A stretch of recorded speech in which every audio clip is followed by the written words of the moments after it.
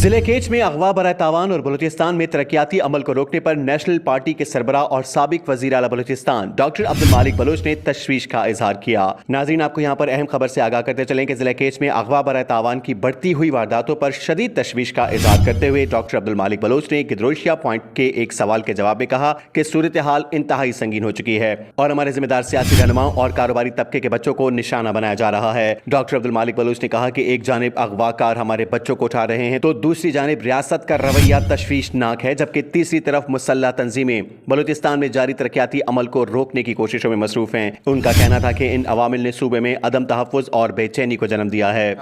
कारोबारी लोगों में, ठेकेदार लोगों में एक तशवीश पाई जाती है कि अभी बता रहे हैं कि 4 बंदों को अगवा बराए तावान के हवाले से उनको उठाया गया कि उनसे फैमिली से करोड़ों रुपए मांगे जा रहे हैं। तो हुकूमत और रियासत इस हद तक बेबस क्यों है?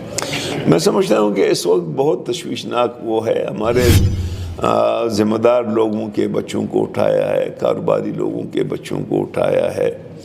एक जानिब ये हमारे बच्चों को भी अगवाकार उठाते हैं, दूसरी जानिब रियासत का रवैया, तीसरी जानिब जो मिलिटेंट है वो भी बलूचिस्तान की डेवलपमेंट को नहीं छोड़ते हैं।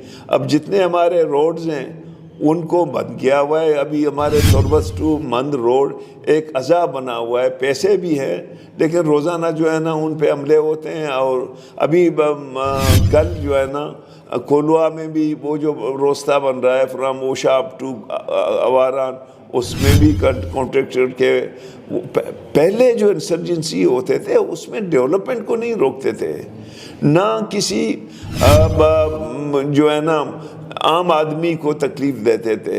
तो मैं समझता हूँ कि इस वक्त हम एक मुश्किल हालात से गुज़र रहे हैं रियासत की तरह, और दूसरी जानिब जो हमारी डेवलपमेंट रुकी है वो मिलिटेंट की तरह।